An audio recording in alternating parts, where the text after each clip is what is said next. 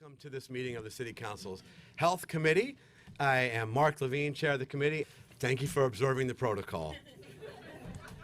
Intro 1378, sponsored by Councilmember Rivera, which would place a ban on the sale of foie gras that's made by force-fed birds who suffer engorgement and diseasing of the liver in what is clearly an inhumane practice.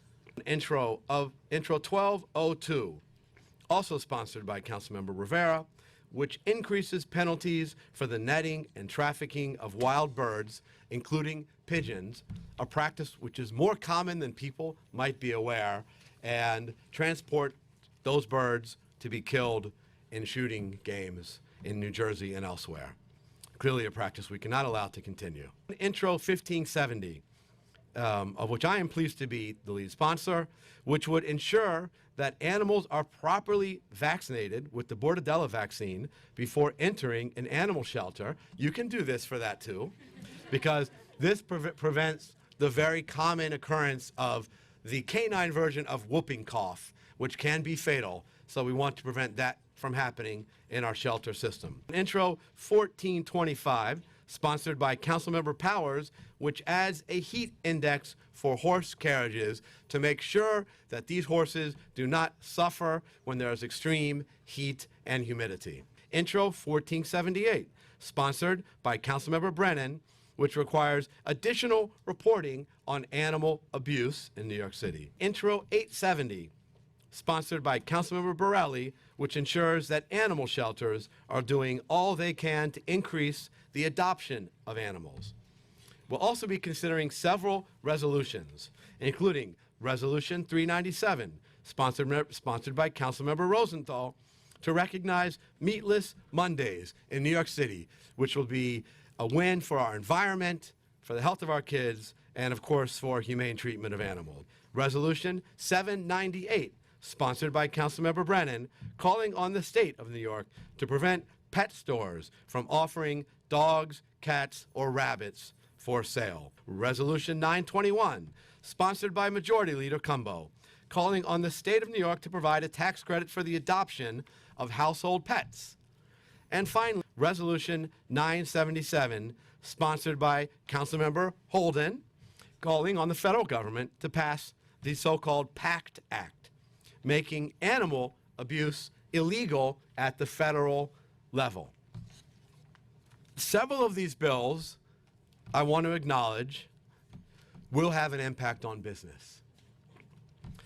But as society evolves, we have a right to expect that business practices evolve as well. That has happened again and again and again. And I am incredibly proud that this City Council has belatedly and thankfully begun to put empathy for the suffering of animals front and center on our agenda. And more importantly, that we are translating that empathy into tangible policy, smart policy, for the animals in this city and beyond. And that does mean changing the food we consume and changing the food production system. That means caring for the wildlife in the city. Billy Martin, to please proceed. William Martin, Committee Clerk. Roll call vote, Committee on Health. All items are coupled by a vote of 6 in the affirmative, 0 in the negative, and no abstentions. All items have been adopted by the committee. This concludes our hearing and our vote. Congratulations. My name is Mark Traeger. I'm the chair of the Committee on Education. On May 1st, 2019, this committee held a 10-plus hour hearing on school segregation. At the hearing, we heard powerful testimony from students, parents, educators, administrators, community leaders, and other stakeholders who spoke out about the extraordinary benefits of school diversity. All are impacted by the issue of segregation in our schools, none more directly than our students. Our city has long had issues with school segregation. However, the conversation about segregation in specialized schools was recently re-sparked when the DOE released the 2019 admissions offer results at the city's 8 test-based specialized high schools. The results showed that Black and Latino students, who make up nearly 70% of the city's student population, received only 10% of all offers to these schools. Advocates of many sides believe that these numbers are egregious and unacceptable, but there is broad disagreement about the solution to this problem. This debate was and continues to remain intense on both sides of this issue. Proposed Introduction 1541B keeps true on that promise. This introduction by Speaker Johnson would create a specialized high school task force. Appointments will be by the mayor and the council. Mandated participants include students, parents, educators, and education policy experts in the field of testing, child development, standardized testing, and educational measurement. There is also a mandated public hearing process to hear from as many community voices as possible. On or before May 1st, 2020, the task force will be required to submit a report on recommendations to achieve greater diversity at the specialized high schools. There were other bills heard at the May 1st hearing that I look forward to advancing very soon. These other bills require greater reporting by the DOE on on demographics of our schools, and also an introduction that I'm proud to sponsor that would for the first time require the DOE to report on the demographics of teachers, support personnel, and school leadership. As we develop a great picture of conditions on the ground, we could appropriately push the DOE and state to enact lasting change that will truly bring integration to our classrooms. So I guess I will be the one dissenting no vote, and just want to register with the committee that after hearing the testimony that we heard and hearing from so many people on both sides, but more fundamentally reviewing the DOE's own school quality snapshots, I remain convinced that the problem is that we have schools in our system which the DOE is telling parents that are doing a great job, and yet seemingly can't produce students that not only can pass this test, whether it be through prep or through their general curriculum, but also pass state exams that objectively measure students. I think that challenge is more fundamentally important than the determination of any small fractional amount of the students that would graduate that school. The bigger problem is the hundreds of kids who are in middle schools where the DOE has seemingly no plan to address the failings of the teachers and administrators of those schools. So I vote no. I will now turn to the clerk to call the vote. By a vote of 10 in the affirmative, 1 in the negative, and no abstentions, item has been adopted by the committee. There are a number of critics to this bill who have spread misinformation regarding what the impacts of the legislation would be. Those individuals have chosen to completely disregard 3 years of intense work to get to this point. A major study that was conducted by DSNY, as well as an advisory board process set up by the department that included all of these same critics. Our legislative process involved a lengthy hearing, as well as meetings with dozens of stakeholders held by both my office as well as our legislative staff. We listened intently to everyone who chose to engage with us and incorporated numerous recommendations into the final legislation. The assertion that this bill has been rushed is disingenuous, to say the least. But we must remember that justice delayed is justice denied, and we will and must move forward. Let me be clear. Intro 1574 guarantees an end to the wild, wild west days of private carding industry. From now on, companies will be required to comply with strict safety, environmental, and service standards. Communities across the city will benefit from reduced traffic, leading to cleaner air, safer streets, and less noise. Businesses will have transparent pricing and reliable service. Workers will no longer be forced to put themselves and the public in danger to complete their routes. Today is a step towards justice. I will be making a bunch of thank yous tomorrow, but I want to give a shout out to all the advocates who worked to make this a reality, especially the folks from Transform Don't Trash. Clerk to call roll. William Martin, Committee Clerk. Roll call vote, Committee on Sanitation and Solid Waste Management. All items are coupled. Chair Reynoso. I vote aye. Constantinidis. I vote aye. Cabrera. I vote no in intro 1082A and intro 1574A, and an aye on the rest. Chin. I will aye on all. Cohen. I'm going to vote aye. Deutsch. Vote no on intro 1574. Aye in the rest. Espinal. I vote aye. Brannan. Aye.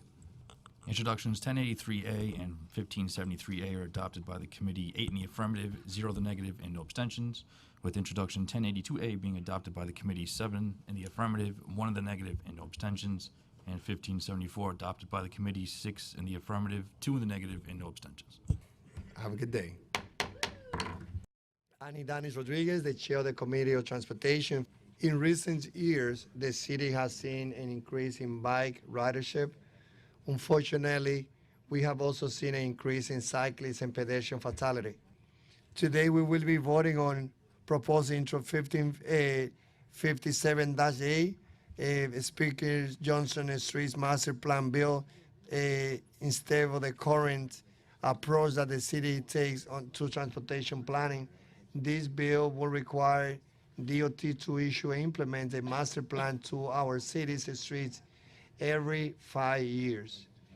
This will allow New Yorkers to see how the part fit into the whole. For example, how a bike lane in Queens is integrated in creating an interconnected bike lane network, or how a bus lane in the Bronx, especially in the South Bronx, that has many aerial transportation deserts, is vital in giving people access to job centers, not just in their area, but citywide.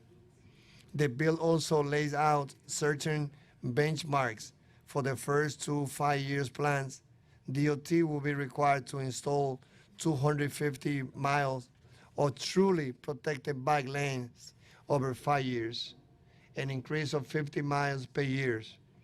As you know, I've been calling for 100 protected bike lane every year, but yes, getting on 50 is a good move. 150 miles of physically or camera protected bus lanes over 5 years. Transit signal priority 1,000 on intersections is something that I know that also my colleague here, Mike Levine, has been pushing for. Bus stop upgrade at 500 stops per year. 400 intersection redesigning per year, 1 million square feet of pedestrian space over 2 years. Accessibility, pedestrian signals, and pedestrian ramps, 1,000 of new intersections, and much more. This bill represents an ambitious and fundamentally different approach to our city's streets, prioritizing people over cars. And of course, I always say I'm one of those 1.4 million who own a vehicle, but we need to make our city a city that should do an urban planning around making our streets more pedestrians and bicycle friendly. The street belongs to everyone, and those who use it the most are our pedestrians and cyclists. I now call for a vote on proposed intro 1557-A. I recommend a yes vote, and I ask the committee clerk to please call the roll. William Martin, Committee Clerk. Roll call vote, Committee on Transportation. By a vote of 11 in the affirmative, 0 in the negative, and no abstentions, this item has been adopted by the committee. Thank you, and with that, this hearing is adjourned. All right, good afternoon. I am Costa Constantinidis, Chair of the Environmental Protection Committee, and today we'll be holding a hearing on the 7th anniversary of Superstorm Sandy, and hearing 3 bills intended to help address the triple threats of climate change, sea level rise, and sunny day flooding, as we take steps to protect our 500-plus mile shoreline and city's 9 million residents. Superstorm Sandy caused an estimated $19 billion in losses in New York City. Another superstorm could happen tomorrow, and I don't believe we'd be ready. Our resiliency preparations need to be better. Intro 382 would require the Office for Emergency Management to conduct a mailing upon the final adoption of a federal flood insurance rate map, informing members of the public whose properties are in special flood hazard areas of flood insurance requirements and other relevant information. This law would take effect immediately. Due to the increasing amount of debris in our shoreline that results from higher tides, we also need to consider the long-term ramifications of plastic, wood, and other debris that impacts our coastal communities, surface water, and marine animals. This legislation will ensure that plastic debris is not landfilled when it could be recycled. Intro 1480 would require the mayor or such agency as the mayor to designate to create a program designed to dispose of, recycle, or appropriate reuse marine shoreline debris left on our shorelines and public beaches. This law would take effect immediately. In the state of New York, 15,500 homes, representing a population of approximately 42,000 people, and valued at approximately $8.5 billion, mostly clustered in Long Island, Queens, chronically risk inundation by 2045. In particular, in Queens alone, the 2,700 homes at risk by 2045 are largely concentrated in environmental justice communities.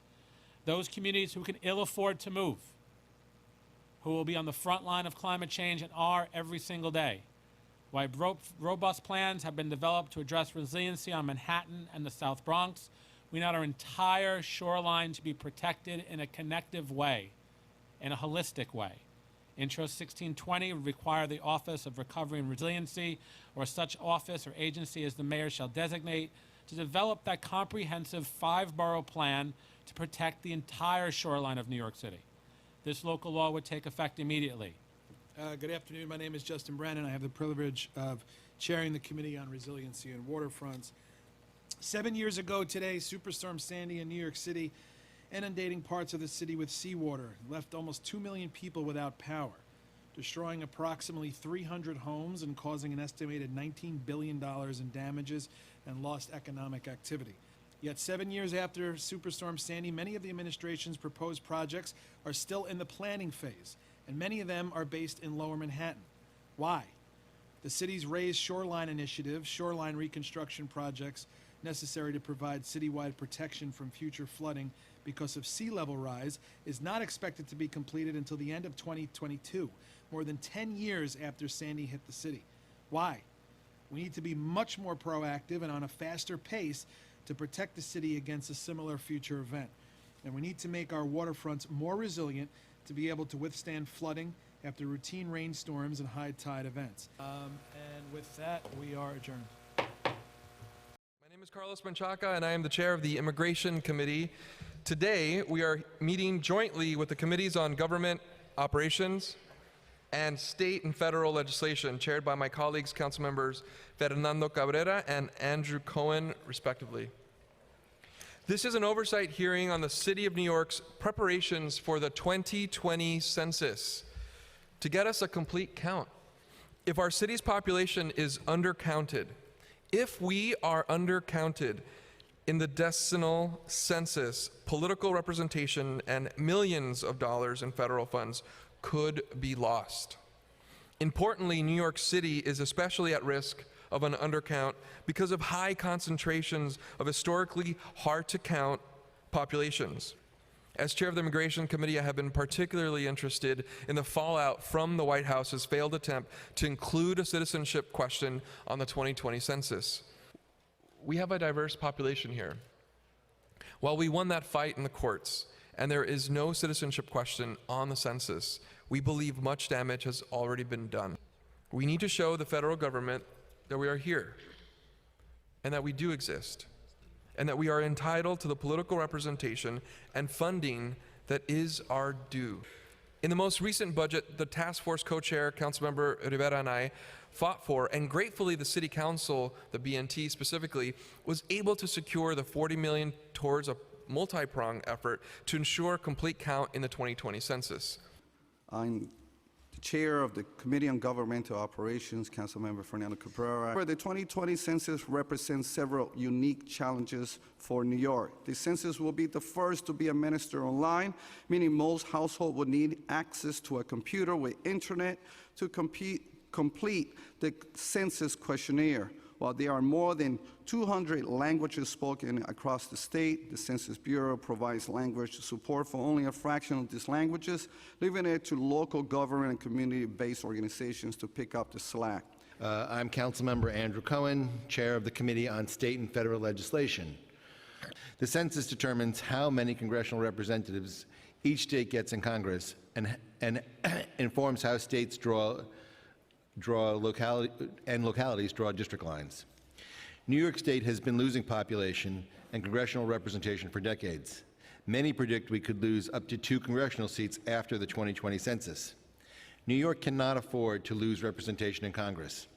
The city's representation in Albany could also be affected, and we want to make sure the city is fully represented at the state level. Today's hearing is an opportunity to allay that trust and hear about the proactive steps the city is taking to ensure every New Yorker is counted. And our city is ready for a complete count. Thank you for everyone joining us today. And with that, we conclude today's hearing. Welcome to today's Finance Committee meeting. My name is Daniel Drum, and I'm the chair of this committee. Today, the committee has 4 items on the agenda, 3 land use items, and Intro 1750, which would authorize 6 bids to increase their assessments. First, we have the land use items. The first is Knickerbocker Village Apartments in Councilmember Chin's district in Manhattan. This action would provide a partial 40-year Article 4 property tax exemption to support the preservation of 1,590 units of affordable rental housing. The central is Strivers Plaza in Councilmember Perkins' district. This action would provide a full 40-year Article 11 property tax exemption to support the preservation of 117 units of affordable rental housing. The third is St. Nicholas Manor Apartments, also in Councilmember Perkins' district. This action would provide a partial 40-year Article 11 property tax exemption to support the preservation of 112 units of affordable rental housing. Each council member is supportive of the exemptions in their districts. Next, we have the bid item. Intro 1750 would authorize 5 bids and 1 special assessment district throughout the city to increase the amounts they expend annually. The council previously approved Resolution 1093 on October 17th, setting today as the date for a public hearing on this legislation. The budget increases have been requested by the property owners within the boundaries of each bid and would be used to enhance the services they provide. The details about which bids would see the increases and the amounts sought are set forth in the briefing documents prepared by the finance staff. I quickly want to make a quick statement. Out of the 76 bids in New York City, the Flatbush Nostrand bid was not considered for this assessment, which is an issue for us in Flatbush. They were overlooked by a particular division from your agency, and we would love for them to be considered next year for the spring. There's been a 27% increase in services that are needed, particularly in our district. So I'm listening to all the numbers that you're throwing out, 400,000, $1 million. We asked just for a 200,000 assessment increase, and we were overlooked. So we definitely want to be considered for the next time. Thank you. Okay, with that, I'm going to ask the clerk, Billy Martin, to call the roll. William Martin, Committee Clerk. Roll call vote. Committee on Finance. All items are coupled by a vote of 11 in the affirmative, 0 in the negative, and no abstentions. All items have been adopted by the committee. Okay, thank you very much. My name is Karen Koslowitz, and I am chair of the Committee on Rules, Privileges, and Elections. Today, the Rules Committee will consider 2 matters. First, dissolving the Standing Committee on Juvenile Justice and transferring its jurisdiction to the Standing Committee on the Justice System. And second, changes to the membership of certain standing committees. Pursuant to Rule 10.20 of the Rules of the City Council, the Committee on Rules, Privileges, and Elections can amend a rule of the Council with a later vote of the majority of all council members. First, preconsidered Resolution 1142 would amend Rule 7.00 by dissolving the Committee on Juvenile Justice and transferring its jurisdiction to the Committee on the Justice System. The chairperson of this standing committee was removed by a 2/3 vote of all members of the City Council on October 28, 2019. This rule change requires a majority vote of all members of the Committee of Rules, Privileges, and Elections pursuant to Rule 7.70, and a majority vote of all council members pursuant to Rule 10.20.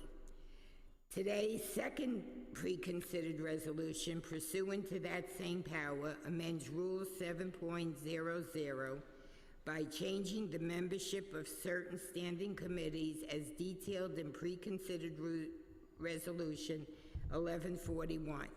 This rule change similarly requires a majority vote of all members of the Committee of Rules, Privileges, and Elections pursuant to Rule 7.70 and a majority vote of all council members pursuant to Rule 10.20.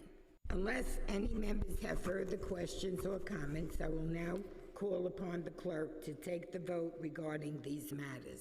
William Martin, Committee Clerk. Roll call vote. Committee on Rules, Privileges, and Elections. Both items are coupled. Chair Kozlowitz. I vote aye. Gibson. Chin. I vote aye. Landsman. Traeger. Adams. Matteo. By a vote of 6 in the affirmative, 0 in the negative, and no abstentions, both items have been adopted by the committee. Good morning. My name is Jimmy Van Bramer, and I am very proud to be the chair of the Committee on Cultural Affairs, Libraries, and International Intergroup Relations. The first is introduction number 1451, a local law in relation to creating a task force to review the feasibility of creating a New York City Museum of African American History that is sponsored by Councilmember Fernando Cabrera. We're also hearing today Resolution 1092 calling upon the President to lift the Cuban embargo and end the Cuban travel ban. That is sponsored by Councilmember Barron, Councilmember Rodriguez, who is here, and myself. These are important pieces of legislation that I fully support. Intro 1451, this bill will create a task force to study the feasibility of creating New York City's first museum dedicated to the history of African Americans in New York. We're a city of numerous cultural institutions and museums, so many that it's hard to know exactly how many there are. But there are many fine cultural and historical venues dedicated to African Americans. There is none that looks at the full historical impact and contributions of African Americans to the city of New York, starting with the first enslaved Africans brought to the colony of New Amsterdam in 1626. There is a significant part of our history as New Yorkers missing. Intro 1451 is the first step in correcting this omission. Thank you. New York City having a standing shoulder to shoulder from the academic, the cultural institution, the activists. Not only we brought Fidel Castro to the convention center, and we brought him to the Bronx and brought him to Harlem, but also there's a lot that has happened between New York City and Cuba. So today, we are welcome, everyone to this hearing. And again, thank you to the chair. 1092, as has been stated, calls for lifting the embargo and for ending the travel ban on Cuba. And we know that this ban has been in place for more than 50 years, and as we look at the conditions which led to the ban being first imposed, those situations and those circumstances have changed. So I want to thank the chair as well as Councilmember Rodriguez for being co-prime sponsors of this bill and bringing it forward at this time. Thank you. Thank you. With that, this hearing is adjourned. Good morning. I'm Corey Johnson, Speaker of the New York City Council. Healthcare is an existential issue. It is a life or death issue. It is a make or break financial issue, and it is a peace of mind issue. It is easier than ever to access health care from the Affordable Care Act to NYC Care. And for me, this is a deeply personal issue. I lost my job shortly after I was diagnosed as HIV positive when I was 22 years old in 2004, which meant that when I lost my job, I lost my health insurance right after getting an HIV diagnosis. It is one of the toughest things that I've ever gone through, but the first place that I went to after I seroconverted and lost my health insurance was Apicha, which is one of the top LGBT-affirming, minority-focused community health centers in New York City. And it was the staff there that got me enrolled in ADAP, the AIDS Drugs Assistance Program, and connected me to care that was right for me. I know the difference that great health care can make, and that is why I am proudly sponsoring Introduction 1668 with Council members Levine and Rivera.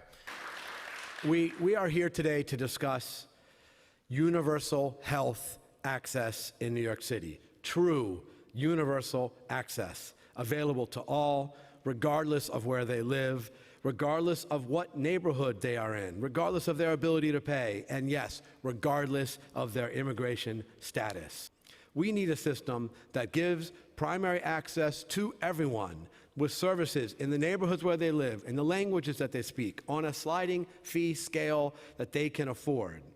And the only way we can achieve this citywide, comprehensively, at the scale we need is by building on our phenomenal network of 500 community-based health centers, also known as FQHCs. Good morning, everyone. I am Councilmember Carlina Rivera, Chair of the Hospitals Committee, and I also want to recognize members of my committee, Councilmembers Eugene and Ayala. Health and Hospitals remains the largest provider of health care to New Yorkers who are uninsured, and they remain committed to providing care to all individuals regardless of their ability to pay. We need to do better by the undocumented population in our city. Furthermore, we need to do better by all women in our city. Undocumented women are among our most vulnerable population. Thank you very much. What a fabulous, fabulous hearing this has been. And I think it pushed us forward towards our goal of ensuring that every single person in this city, regardless of where they live or what their immigration status is, has access to primary care. And Chair Rivera, it has been a pleasure, as always, to lead this with you. And that concludes the hearing. Thank you. Good afternoon, everybody.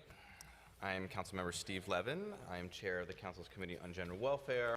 Today, the committee will be hearing 9 bills and 2 resolutions related to the child welfare system in New York City. This legislation is intended to improve accountability through additional reporting and disclosure requirements for the agency and to empower families in the system through accessibility to know their right, to know your rights information and access to counsel. Our proposed legislation consists of Intro 1715 by Councilmember Adrian Adams, and which would create a program to provide legal services for parents during the fair hearing process. Intro 1716, which is sponsored by Councilmember Diana Ayala, which would require additional reporting requirements by ACS regarding emergency removal data and disaggregation by race, household income, and single parent status. Intro 1717 by Councilmember Alika Ampry-Samuel, which would require similar reporting by ACS on race, ethnicity, and income levels of families, but apply to every step of the child welfare system process. Intro 1718 by Councilmember Margaret Chin, which would provide multilingual disclosure forms to parents during an investigation and contain know your rights information and resources available to families. Intro 1719, also by Councilmember Margaret Chin, would require reporting to the Council by ACS regarding how long it takes for families to reach their children after placement or transfer, as well as how many children are placed outside of their home boroughs. Intro 1727 by myself, Councilmember Levin, would require ACS to report on emergency removal cases, which means removal of a child out of a home prior to a court hearing when, during the investigation of a report of abuse or neglect, ACS determines that such child is not safe at home. Intro 1728, also by myself, would create a legal services program for parents following the first contact of ACS with the family. Intro 1729, also by myself, would require that ACS provide parents regarding their rights to appeal, to expunge a case record after an indicated report following an investigation. Intro 1736 by Councilmember Rivera would require ACS to orally disseminate know your rights information about their rights at the initial contact at the start of an investigation. And Resolution 736 by Councilmember Lori Cumbo would call upon the state and governor to develop a parental bill of rights to be distributed to families and posted online. And finally, Resolution 1066 by Councilmember Debbie Rose, which would call on the state to reduce the length of time that parents, guardians, and caretakers can remain on the statewide registry list. So, thank you all very much for your testimony. Thank you everybody for staying. Happy Halloween. This hearing is adjourned.